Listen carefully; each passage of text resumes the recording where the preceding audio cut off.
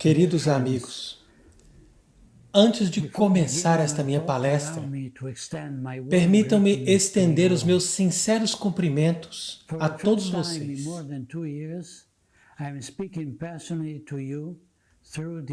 Pela primeira vez em mais de 2 anos, eu estou falando direto e pessoalmente a todos vocês através desta mensagem de vídeo que foi produzida alguns dias antes do Congresso de Identidade Católica de 2020. Como vocês podem ver muito bem, eu estou bem de saúde e ainda estou muito melhor espiritualmente. Eu agradeço pelas suas preces, pelo apoio e encorajamento que eu recebo de todos vocês. Muitos amigos e irmãos de todo o mundo, estamos juntos, unidos em oração nesta santa batalha na qual somos chamados a lutar. Cada um na sua respectiva missão, somos todos cobertos sob o manto da Santíssima Virgem, Rainha das Vitórias, e sob a proteção de São Miguel, o Arcanjo. Eu gostaria especialmente de agradecer Michael Matt, que amavelmente me convidou com a sua santa perseverança para falar para vocês hoje. Eu acredito que agora é um tempo oportuno para mim para deixar os seguintes esclarecimentos. O tema desta minha palestra é como a Revolução do Vaticano II serve à nova ordem mundial. Nós vivemos em tempos extraordinários. Cada um de nós já provavelmente entendeu que nós vivemos num momento histórico. No tempo em que os eventos do passado, que estavam aparentemente desconectados, agora provam estar inequivocamente conectados.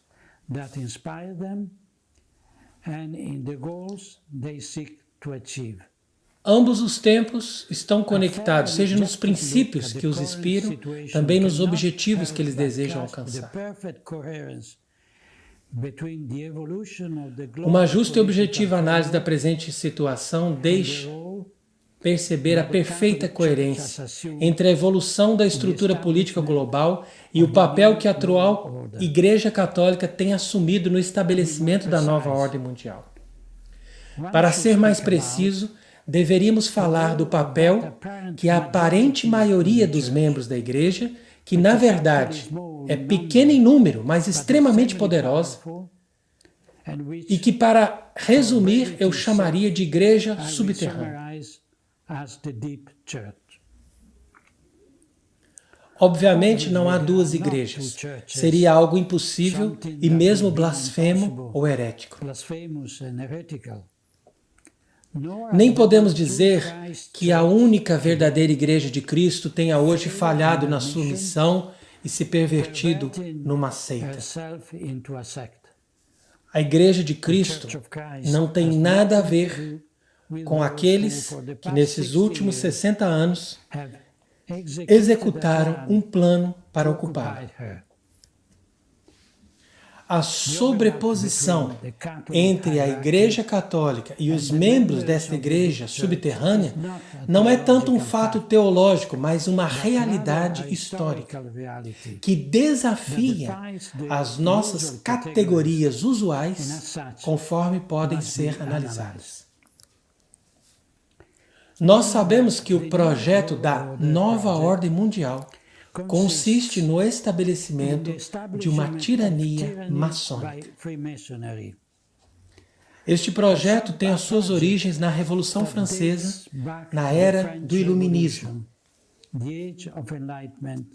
o fim das monarquias católicas e a declaração de guerra contra a Igreja. Nós podemos dizer que a nova ordem mundial é a antítese da sociedade cristã. Ela seria a realização do plano diabólico da cidade do diabo em oposição à cidade de Deus.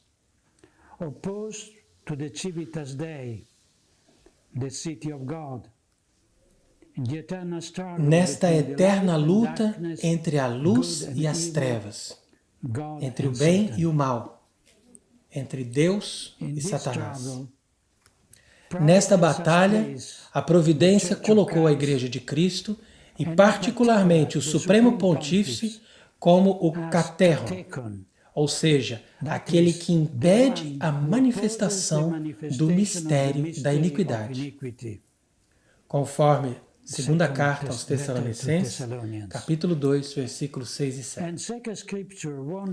E a Sagrada Escritura nos adverte que na manifestação do Anticristo, este obstáculo, ou caterron, vai deixar de existir. Parece que, para mim, é evidente que o fim dos tempos está agora se aproximando diante dos nossos olhos. Uma vez que o mistério da iniquidade se espalhou através do mundo e desapareceu completamente a corajosa oposição que era exercida pelo Papa, ou seja, pelo caterron, em grego. Não cometamos o grave erro de dizer que o que está acontecendo é normal, julgando o que está acontecendo com parâmetros sociológicos ou canônicos que uma situação normal poderia pressupor. Nestes tempos extraordinários em que vivemos, em que a presente crise da Igreja é realmente única e extraordinária, os acontecimentos vão muito além do normal, o que os nossos pais conheceram. Nesses tempos extraordinários, nós podemos ouvir um Papa enganar os fiéis e ver príncipes da Igreja acusados de crimes que, em outros tempos, causariam horror e os levaria a uma severa punição. Testemunhamos nas nossas igrejas ritos que parecem ter sido inventados pela mente perversa de Thomas Cranmer. Vemos bispos entrando em procissão com o impuro ídolo da Pachamama dentro da Basílica de São Pedro. E ouvimos o vigário de Cristo pedir desculpas aos adoradores deste ídolo por um católico ter jogado tal estátua no rio Tiber. Nestes tempos extraordinários, nós ouvimos um conspirador chamado Cardeal Godfrey Daniels nos dizer que desde a morte de João Paulo II, a máfia de São Galo tem planejado eleger um deles para o trono e a cátedra de Pedro. E isso acabou mais tarde se concretizando na pessoa de Jorge Mário Bergoglio. Diante destas desconcertantes revelações, nós poderíamos ficar atônitos de perceber que nem cardeais, nem bispos expressam sua indignação e nem pedem que a verdade venha à luz.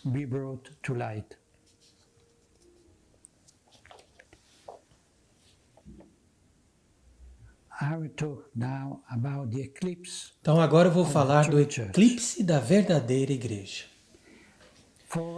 Nos últimos 60 anos, nós temos testemunhado o eclipse da verdadeira igreja por uma anti-igreja que progressivamente se apropriou do seu nome e que ocupou a Cúria Romana, os seus dicastérios, dioceses e paróquias, seminários e universidades, conventos e mosteiros.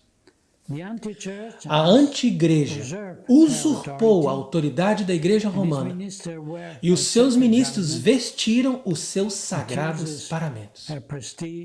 Esta anti-igreja, usando o prestígio da Igreja Católica, se apropriou dos seus tesouros, das suas contas e das suas finanças.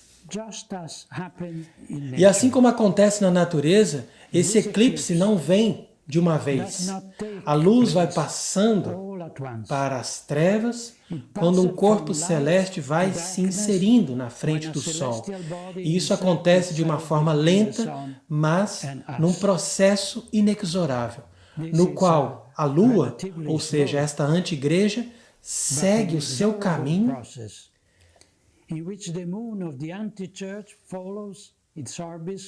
até cobrir completamente o Sol, gerando um cone de sombra que se projeta sobre a Terra. Agora nós nos encontramos nesta sombra doutrinal, moral, litúrgica e disciplinar.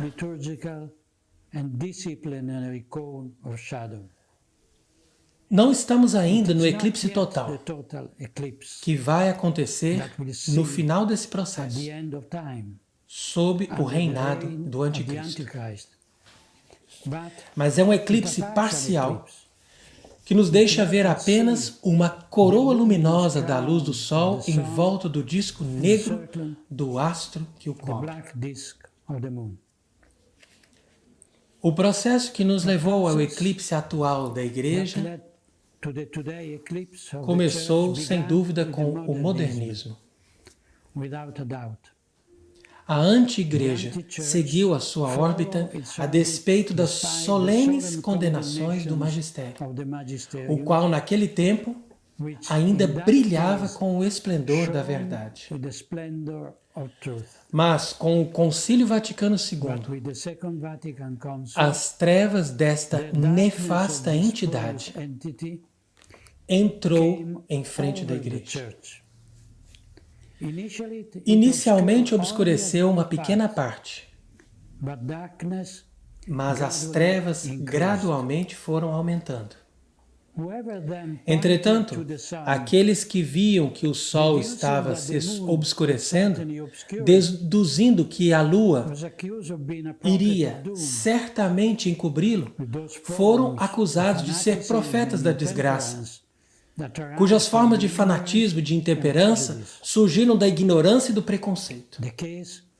Esse é o caso do arcebispo Marcel Lefebvre e alguns outros prelados. E a perseguição que eles sofreram confirma, por outro lado, a aguçada visão desses pastores e, ao mesmo tempo, a desarticulada reação dos seus adversários, que, vendo que perdiam seu poder, usaram da sua autoridade para negar as evidências e manter escondidas as suas verdadeiras intenções.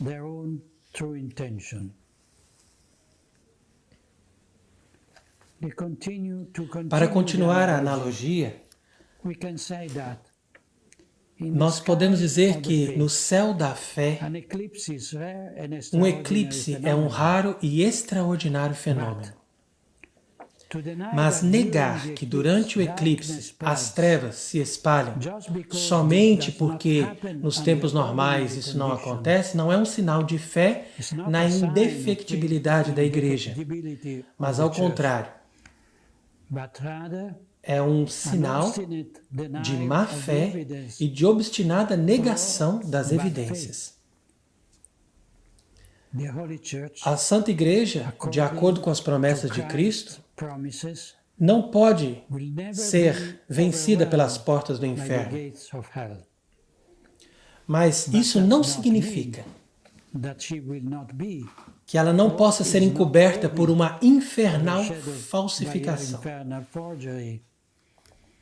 Ou seja, a anti-igreja. Essa lua, não é por acaso que nós a vemos debaixo dos pés da mulher no livro do Apocalipse. Eu cito, um grande sinal apareceu no céu. Uma mulher vestida do sol, com a lua sob os seus pés e na sua cabeça uma coroa de 12 estrelas. A lua está debaixo dos pés da mulher, que por sua vez está acima de qualquer tipo de mudança, acima de qualquer corrupção terrena e acima do destino do reino terrestre, do espírito desse mundo. E isso acontece porque esta mulher, que é também imagem de Maria Santíssima, e também imagem da igreja vestida de sol, deste sol da justiça que é Cristo. Ela é imune de todo o poder do demônio. Conforme ela toma parte no mistério da imutabilidade do próprio Cristo, como escreveu Santo Ambrósio. Ela permanece sem mancha, seja a sua parte militante, seja aquela que sofre no purgatório, ou seja a parte que já está triunfante no céu. São Jerônimo, comentando essas passagens da Escritura, nos lembra que as portas do inferno são os pecados e os vícios, e especialmente o ensino dos heréticos. Nós sabemos, porém, que mesmo a síntese de todas as heresias representadas pelo modernismo, na sua versão adaptada e atualizada do Concílio Vaticano II, jamais poderá obscurecer definitivamente o esplendor da esposa de Cristo. Mas somente por um breve período de eclipse, que a providência, na sua infinita sabedoria, permite, para tirar disso um bem maior. O abandono da dimensão sobrenatural. Nesta parte da conferência, eu desejaria tratar especialmente da relação entre a revolução do Vaticano II e o estabelecimento da nova ordem mundial. O elemento focal desta análise consiste em destacar o abandono de parte da hierarquia eclesiástica, mesmo do topo desta hierarquia, da dimensão sobrenatural da Igreja e da sua tarefa escatológica.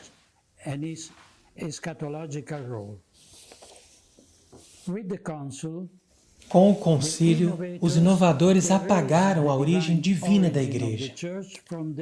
Através de uma teologia horizontal, eles criaram uma entidade de origem humana, semelhante a uma organização filantrópica. E a primeira consequência dessa subversão ontológica foi a necessidade de negar que a esposa de Cristo não é e não pode ser objeto de mudança daqueles que exercem a autoridade de vigários em nome do Senhor. A Igreja não é propriedade do Papa, nem dos bispos ou dos teólogos, e, portanto, ela não pode sofrer qualquer atualização ou adornamento.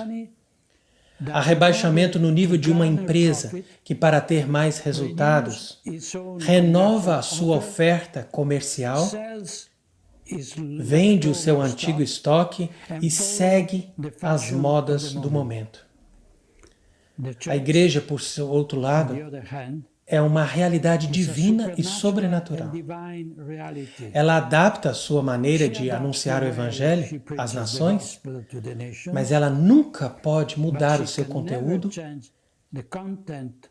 nem no mínimo jota, como diz Mateus capítulo 5.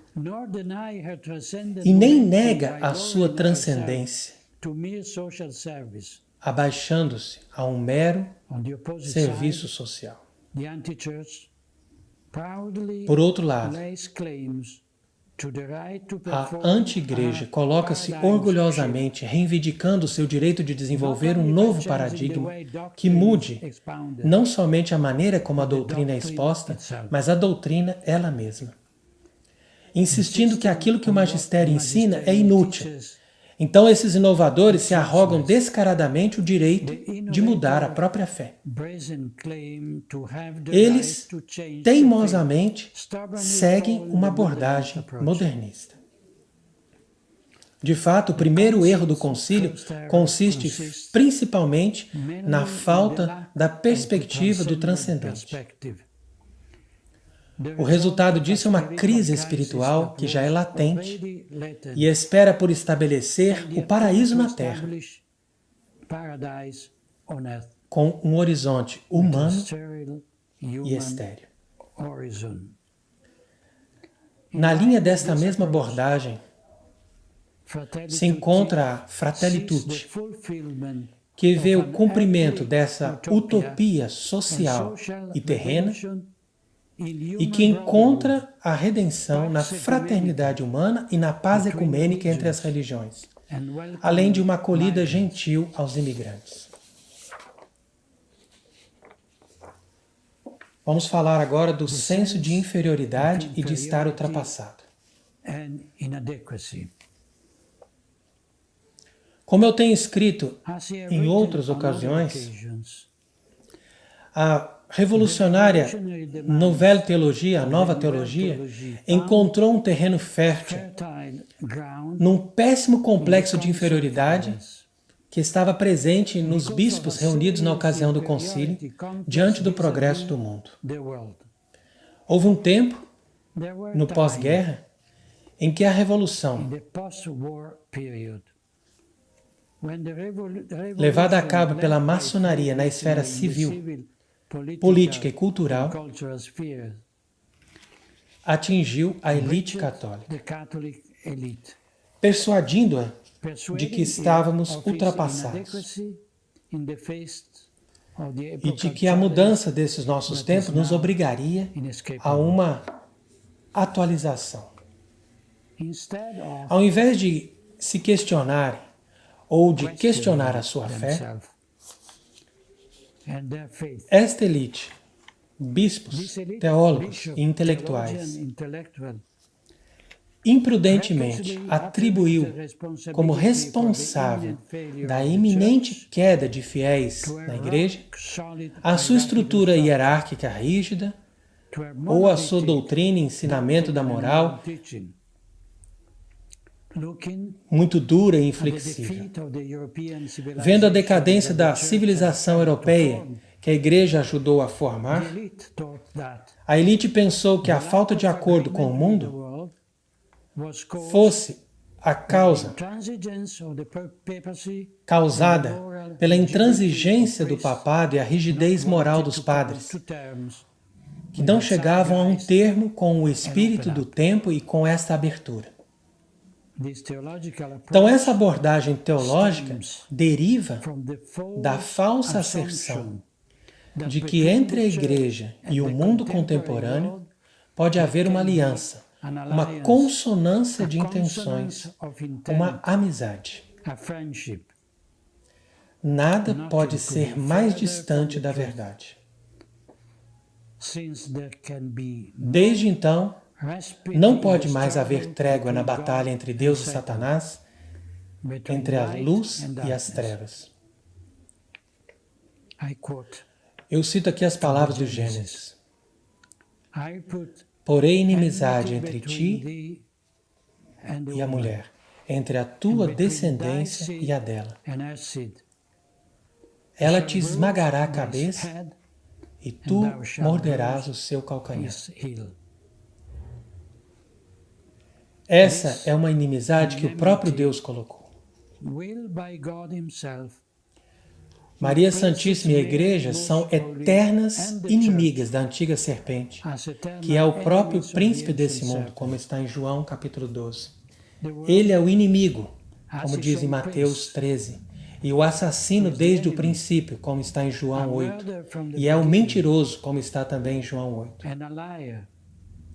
Fazendo um pacto de não querer entrar em guerra com o mundo, eles acabaram fazendo uma aliança com Satanás.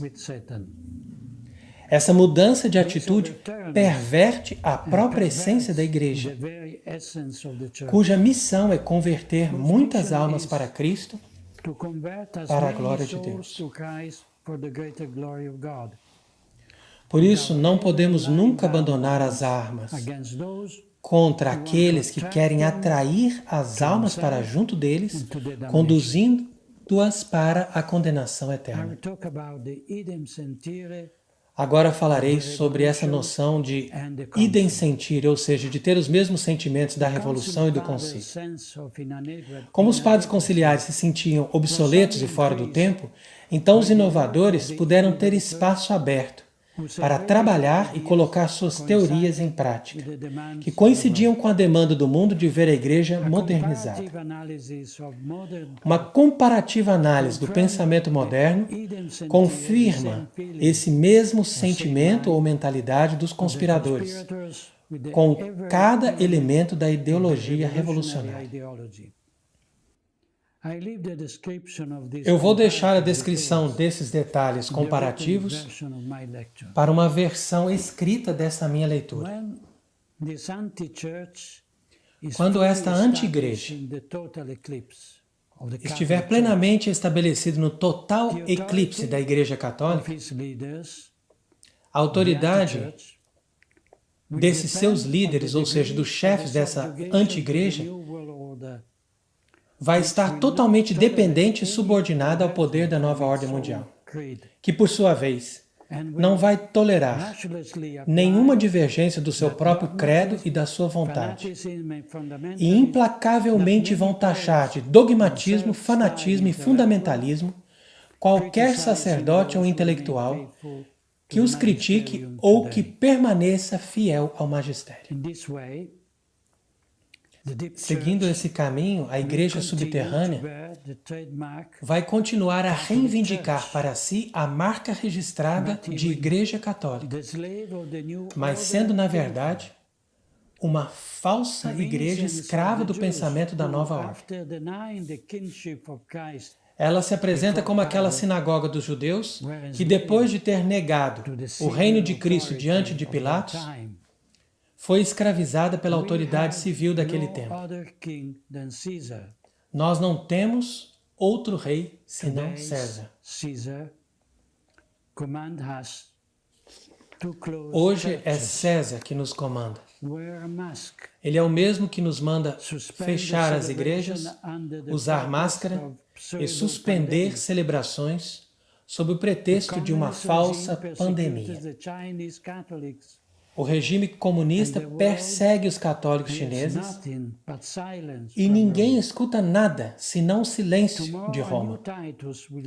Brevemente, um novo Tito saqueará o templo conciliar, transportando o que resta para algum museu, e a divina vingança vai cair sobre eles.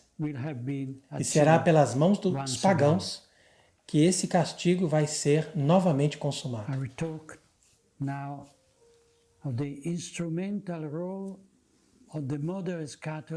Agora eu falarei sobre a função instrumental dos católicos moderados ou conservadores para a implementação da Revolução. Alguns poderão dizer que os padres conciliares e os papas que presidiram o concílio não se deram conta das consequências daquilo que eles estavam provando nos documentos do Vaticano II para o futuro da Igreja. Se fosse esse o caso, ou seja, se eles tivessem tido algum arrependimento posterior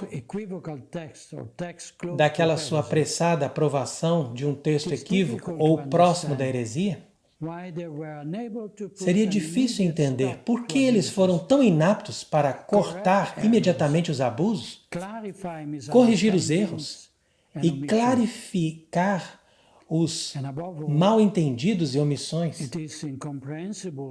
E, acima de tudo, é incompreensível por que a autoridade eclesiástica foi tão implacável para punir aqueles que só defendiam a verdade católica e, ao mesmo tempo, foi tão complacente com rebeldes e heréticos.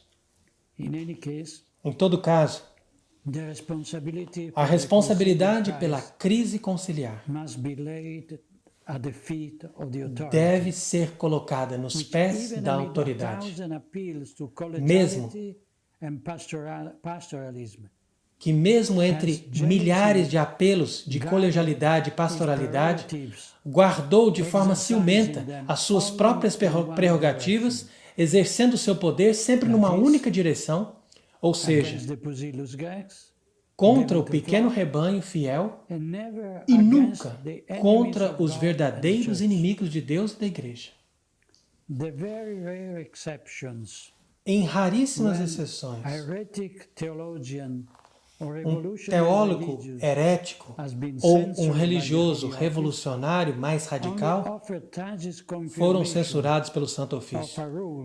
Entretanto, para nossa trágica confirmação de que a regra foi enforcada durante décadas, estes mesmos, para não citar muitos deles, em tempos mais recentes, foram reabilitados sem nenhuma abjuração dos seus erros.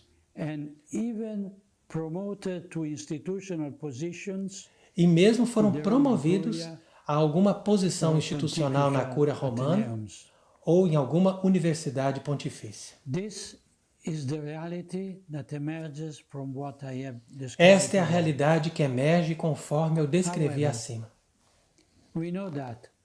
Entretanto, nós sabemos que, além da ala progressista do concílio e da ala tradicionalista católica, existe uma grande parte do episcopado, do clero e dos fiéis que procuram encontrar uma distância razoável entre aquilo que eles consideram dois extremos.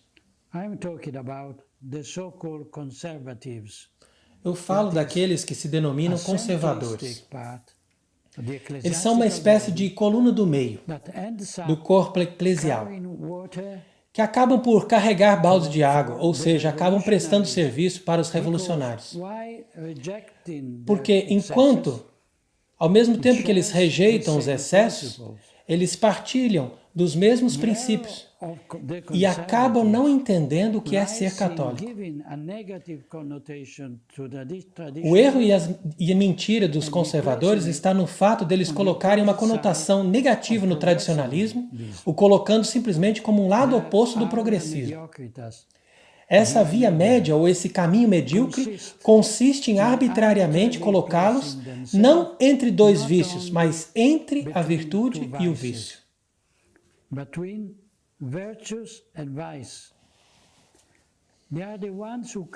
Eles são os únicos que, apesar de criticarem algum excesso de Pachamama ou alguma atitude extrema de Bergoglio,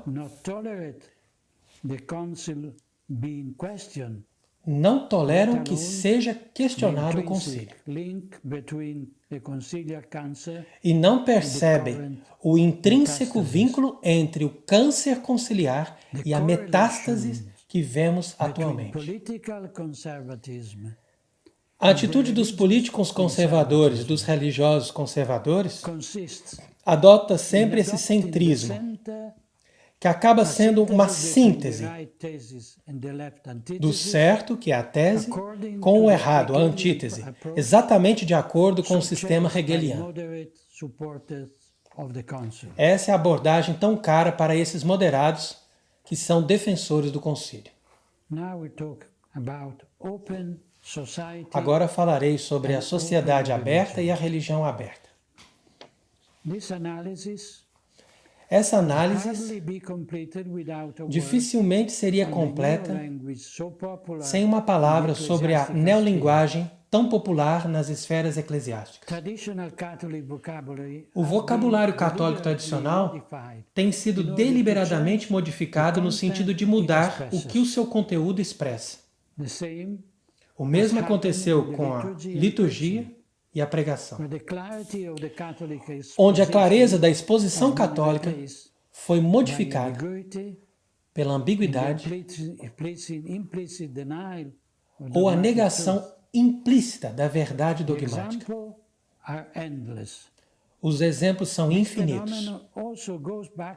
Esse fenômeno tem também a sua origem no Vaticano II, que procurou buscar versões dos slogans do mundo para desenvolver o catolicismo.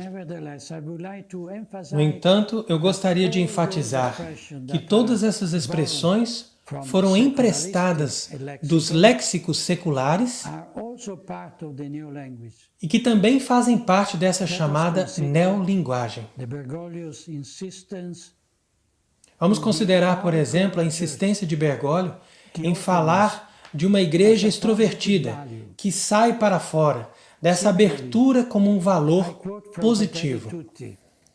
Da mesma forma, eu cito da Fratelli Tutti, quando ele diz que um povo dinâmico e vivo, um povo que tem futuro, é aquele que está constantemente aberto para uma nova síntese, através da qual ele será capaz de receber bem as diferenças.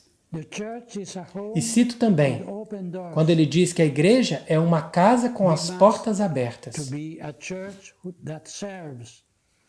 Se nós queremos ser uma igreja que serve e que deixa a sua casa para ir além, temos que deixar os nossos lugares de culto, temos que sair das sacristias a fim de acompanhar a vida, sustentar a esperança e de ser um sinal de unidade, para construir pontes e derrubar os muros, e semear as sementes da reconciliação.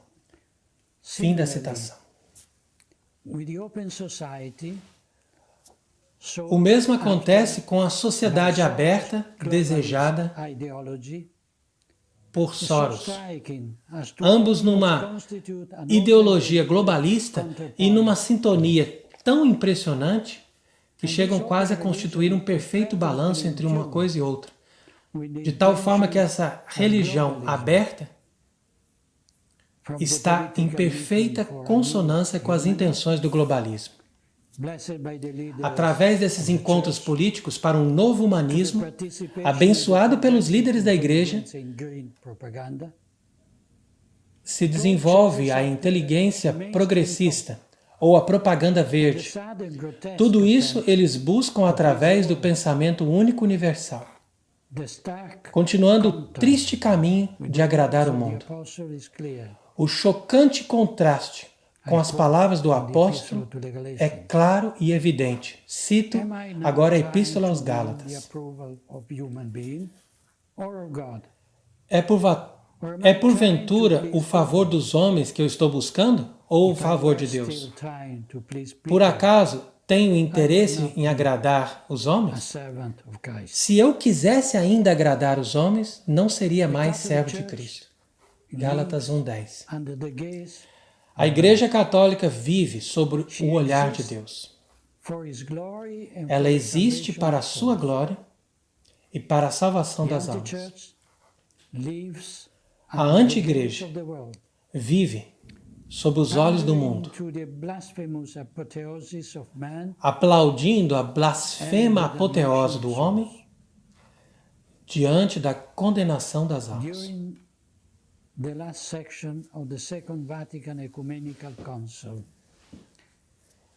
Durante a última sessão do Segundo Concílio Ecumênico do Vaticano, diante de todos os padres conciliares, essas palavras de assombro ressoaram na Basílica do Vaticano. Eu cito: a religião, que é o culto de Deus que se fez homem, encontrou a religião do culto do homem que deseja ser como Deus. E o que aconteceu? Houve um choque? Uma batalha? Uma condenação? Tudo isso poderia acontecer, mas não aconteceu.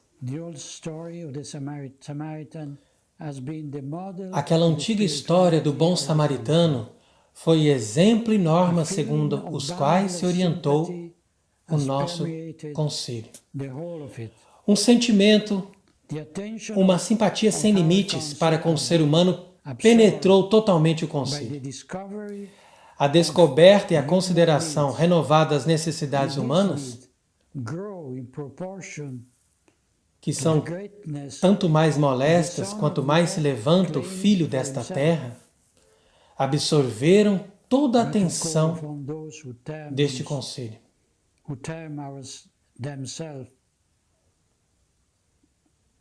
Vós, humanistas do nosso tempo, que negais as verdades transcendentes, dai ao concílio ao menos esse louvor e reconhecei esse nosso novo humanismo. and to recognize our own new type of humanism. We too, in fact, we more than Também any nós, other honor e mankind. nós mais do que ninguém, fazemos o culto do homem. This sympathy Sermão is the figure de Paulo of the VI. consul. And of the Ora, new essa religion simpatia for such it is é a própria imagem do of the concílio anti-church, e a imagem dessa nova religião que é a anti-igreja. of the unclean A human anti-igreja nasce da união impura entre a igreja e o mundo, the heavenly Jerusalem and the hellish Babylon. entre a Jerusalém celeste Note well, e a Babilônia infernal. the first time Notai bem, a pontiff a primeira vez que um pontífice mencionou as palavras novo humanismo session of the foi nessa Vatican II. sessão final do Vaticano II. And today we find it repeated E hoje as a mantra nós by vemos those essa who expressão consider repetida a perfect and coherent expression como se fosse um mantra por aqueles que a usam frame como of mind uma perfeita e coerente expressão da sua mente revolucionária forjada no concílio. in view of this communion of intent between Sempre the em new vista world dessa order comunhão de and the intentos anti-church, entre a nova We ordem must mundial remember e a anti-igreja. the global compact on education. Devemos também nos lembrar do Project Pacto designed Global da by Educação, Bergoglio and promoted in collaboration with the United um projeto Nations designado por Bergoglio para ser promovido em colaboração com as Nações on a Unidas. planetary scale. So that Cito, education para promover is a uma mudança de creator dimensões of planetárias, peace and justice. precisamos começar pela educação, que é a criadora de fraternidade, In this time de paz e de justiça. with the pandemic. A close and quote. Especialmente nesses tempos marcados pela pandemia. Fim de citação. Has been supported and spread to all educational Este projeto institutions foi apoiado e difundido by the Congregation for Catholic Education through a letter por that make todas as explicit instituições reference educacionais to the Conciliar pela congregação Constitution Gaudium et Spes. para a educação católica através de uma carta Compact que deixa explícita a referência à Constituição Conciliar Gaudium et Spes.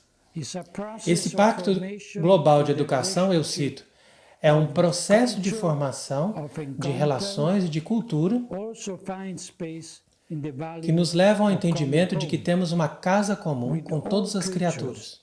People Um só povo que é formado na lógica da comunhão e da to the solidariedade. logic of communion and solidarity are already working to recover Tudo isso já está harmony agindo with creation para recobrir de serena harmonia the world toda a criação e para as a space configurar of o true mundo brotherhood. como um espaço de verdadeira fraternidade. Fim de citação. As can be seen, Como pode ser the visto, ideological reference is always uma and referência only ideológica to Vatican II. é sempre e somente Because dirigida ao only from Vaticano that II. moment on, the Isso porque The anti-church esse placed foi o único man in the momento place of God. onde a The creature anti-igreja in the place colocou o homem no of the lugar de Creator. Deus e a criatura no lugar do Criador. The new humanism, obviously, has an novo environmental humanismo, and obviamente, ecological frame está into which emoldurado are grafted por um both the ecologismo encyclical e uma Laudato idolatria do meio Laudato ambiente, Si and the que Green ficaram ambos Theology. bem expressos na encíclica The Laudato Si, church with Amazonian face. com a sua teologia verde que vai nos levando a uma igreja com o rosto da Amazônia, Idolatrous e que se worship refletiu of Pachamama no Sínodo dos in the Bispos de presence 2019, of the Roman Sanhedrin. que contou com o culto idolátrico de Pachamama na presença do Sinédrio de Roma, Demonstrated on one alusão ao hand Sinédrio que condenou Cristo. the hierarchies Assim também a atitude da hierarquia da igreja dictates of the state. durante o Covid-19 Violation of the libertas demonstrou ecclesiae claramente a sua submissão aos ditames do Estado e a violação da liberdade da igreja, a qual deve ser firmemente defendida pelo Papa. the denial of any supernatural meaning Isso também mostrou a negação de toda a ordem sobrenatural right should wrap no entendimento desta pandemia, offended by the countless sins of humanity and nation, mudando a ideia da justa ira de Deus ofendido pelos incontáveis pecados da humanidade e das nações, by the lack of respect com uma for the environment. destrutiva e ruidosa fúria da natureza, And I would like to ofendida emphasize pela that falta de attributing respeito pelo meio a ambiente. personal identity to nature Eu gostaria de enfatizar que atribuir uma identidade pessoal à natureza, and will is a prelude quase que revestida de intelecto e vontade, divinization.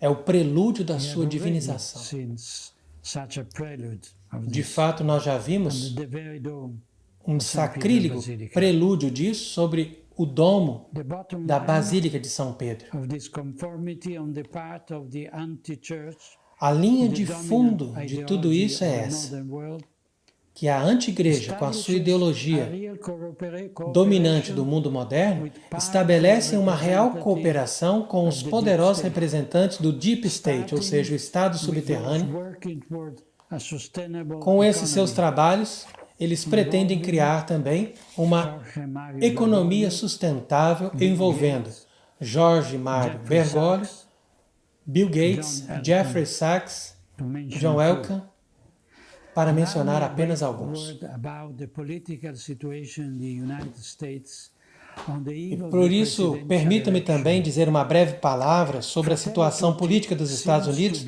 nas vésperas da sua eleição presidencial.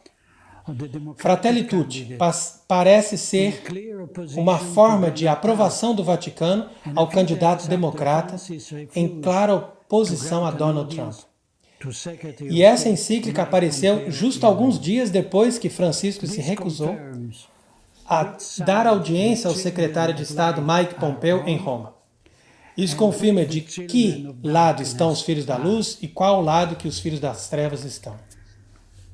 I'm talking now about the ideological foundation of brotherhood. Falarei agora também sobre os fundamentos ideológicos da fraternidade. An obsession for Bergoglio, O tema da fraternidade, que é uma obsessão de Bergoglio e que encontra sua primeira formulação no documento Nostra Aetate e Dignitatis Humanae do Vaticano II, se reflete em recente encíclica Fratelli Tutti, que é um manifesto de visão maçônica no qual o grito de liberdade, igualdade e fraternidade substitui o Evangelho por uma procura de unidade entre os homens que deixa Deus de fora.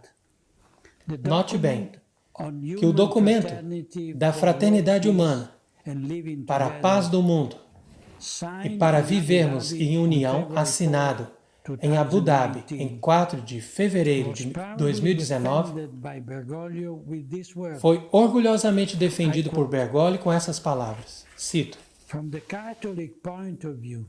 do ponto de vista católico, esse documento não sai 1 milímetro sequer do que está escrito no Concílio Vaticano II.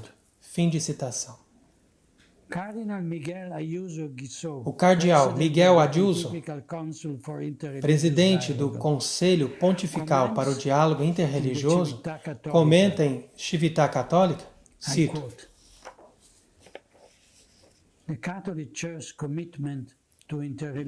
o compromisso da Igreja Católica para o diálogo interreligioso, o qual abre o caminho para a paz e a fraternidade, é parte da nossa missão religiosa e tem suas raízes no evento do concílio. Fim de citação. Mais uma vez eu insisto. O câncer do Vaticano II é de fato a origem da metástase bergoliana.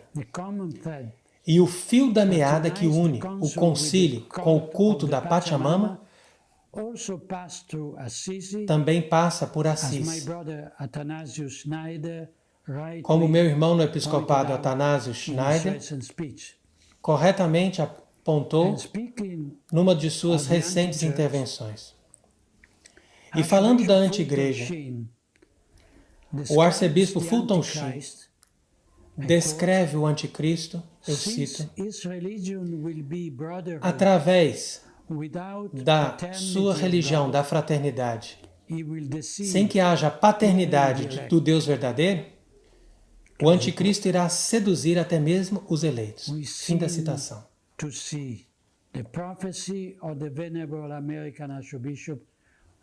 Nós percebemos aqui que a profecia do venerável arcebispo americano está se realizando diante dos nossos olhos. E não é uma surpresa, portanto, que a infame loja, grande loja da Espanha, depois de ter calorosamente parabenizado o paladino enraizado no trono, ou seja, Bergoglio, rendeu mais uma vez homenagem a Bergoglio com essas palavras. Eu cito: Papa Francisco, na sua última encíclica, nos mostra quão distante está a atual Igreja Católica da sua posição do passado. Na Fratelli Tutti, o Papa abraça a fraternidade universal, o grande princípio da moderna maçonaria. Fim da citação.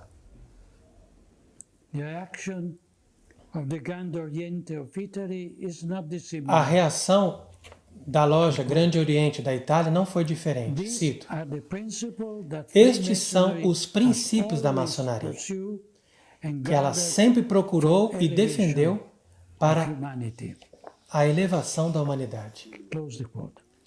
Fim da citação. Eu ainda vos lembro que nos documentos maçônicos da Alta Venda, desde o século XIX, se deixa claro que uma infiltração de maçons dentro da igreja foi bem planejada. Eu cito o documento. Vocês também devem conquistar amigos e levá-los até os pés da Sé Apostólica.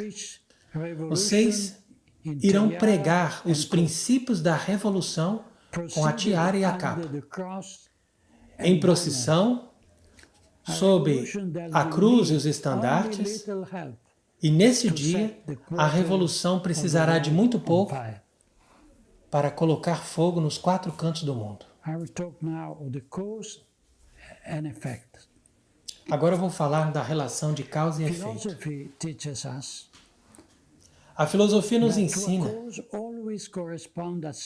que uma causa sempre corresponde a um certo efeito. Nós temos observado que as intenções do Vaticano alcançaram seu desejado efeito, dando uma forma concreta para aquele ponto de partida antropológico que hoje levou à apostasia desta anti-igreja, que está eclipsando a verdadeira Igreja de Cristo. Nós podemos, entretanto, entender que, se queremos desfazer os efeitos prejudiciais que vemos diante de nós, é necessário e indispensável remover os fatores que o causam. Esse é o nosso objetivo. É claro que aceitando, ou ao menos parcialmente aceitando aqueles princípios revolucionários, nossos esforços seriam inúteis e contraprodutivos. Temos, portanto, que ser claros sobre os princípios que devemos seguir a fim de atingir os objetivos. Mas temos que ser bem conscientes que a obra da restauração não se admite exceções para os princípios. Precisamente porque, se não temos os princípios bem estabelecidos, não temos nenhuma chance de conseguir fazer. Por isso, vamos deixar aqui bem definido de uma vez por todas ao que concerne esse tema, ou seja, de que existe uma presumida bondade do concílio, de tal forma que haja uma separação entre o desejo dos bispos que ali se reuniram e a letra e o espírito do Vaticano II. Que exista uma distinção entre o magistério que foi ali apresentado e a prática que veio depois.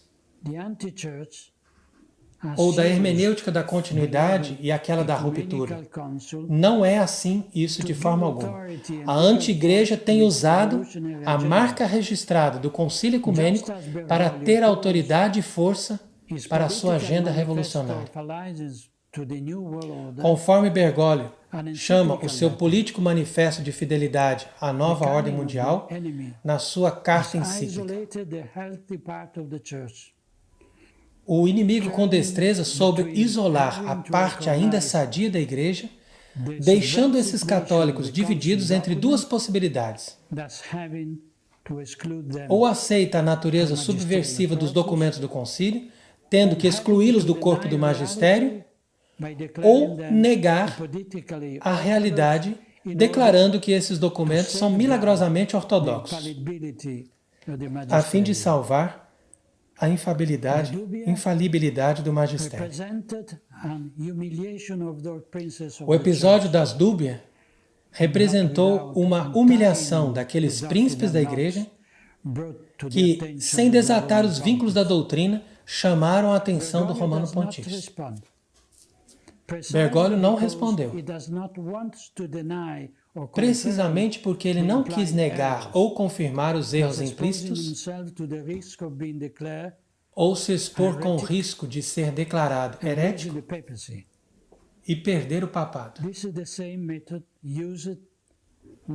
Esse é o mesmo método usado com o concílio, onde a ambiguidade e o uso de terminologias imprecisas previne a condenação do erro que está implícito, mas o jurista sabe muito bem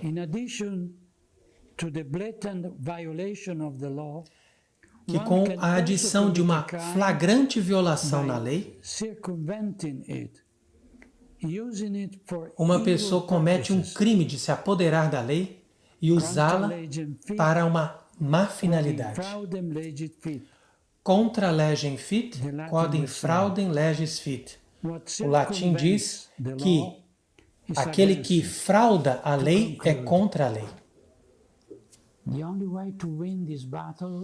Então, para concluir, o único meio de vencer essa batalha é voltar àquilo que a igreja sempre fez e parar de fazer aquilo que a anti-igreja pede para nós hoje e que é exatamente aquilo que a verdadeira igreja sempre condenou.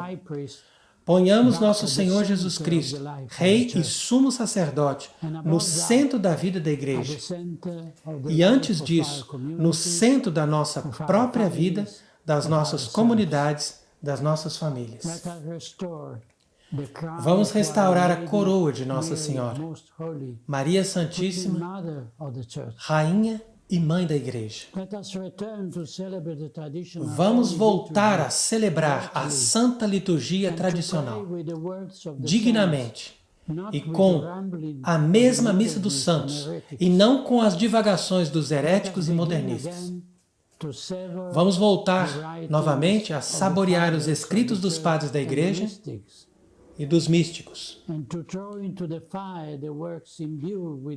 e colocar na fogueira os livros que estão contaminados com modernismo, imanentismo ou sentimentalismo.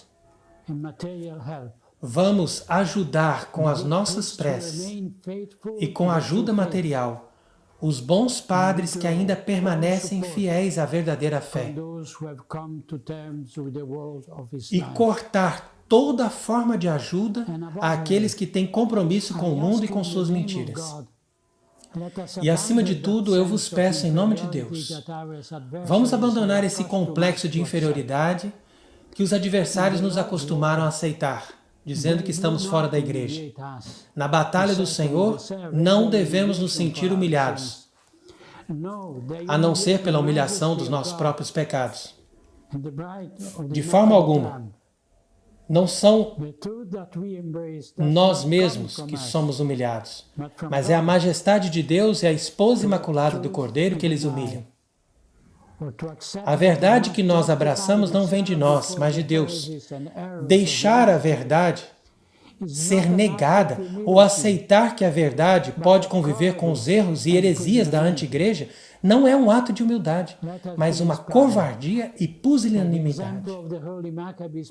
Sejamos inspirados pelo exemplo dos santos mártires macabeus, que diante do novo Antíoco, que nos pede para sacrificar aos ídolos e abandonar o Deus verdadeiro, permaneceram fiéis. Devemos responder com as mesmas palavras que eles rezaram pedindo ao Senhor. Enviai agora, pois, ao soberano dos céus um bom anjo que nos proceda, infundindo temor e espanto diante de nós. Que o vosso braço estenda e extermine os blasfemadores que vieram atacar o vosso povo santo. E eu concluo esta minha conferência hoje vos contando o fato da minha vida pessoal. Quando eu era anúncio apostólico na Nigéria, eu ouvi falar de uma magnífica tradição popular que vem do tempo da terrível guerra em Biafra e que continua ainda hoje. Eu pessoalmente participei dessa cerimônia numa visita pastoral na arquidiocese de Onitsha e fiquei muito impressionado. Essa tradição, que se chama o Rosário das Crianças para bloquear o mal, consiste em reunir milhares de crianças, mesmo as mais pequenas, de todos os vilarejos vizinhos, para a recitação de um rosário, para implorar que o mal seja bloqueado. Cada criança, pegando um pequeno pedaço de madeira, como um pequeno altar, coloca ali uma imagem de Nossa Senhora e uma vela. Então eu convido vocês, desde hoje até o dia 3 de novembro,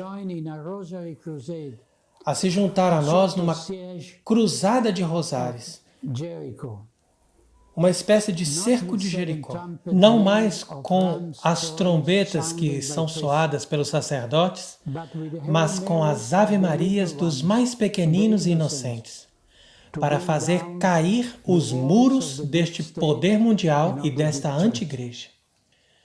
Vamos nos juntar às crianças pequeninas num grande rosário para bloquear o poder do mal, implorando a mulher vestida de sol que este reino de Nossa Senhora seja restaurado e que o eclipse da igreja que nos aflige termine logo. E que Deus abençoe estas santas intenções.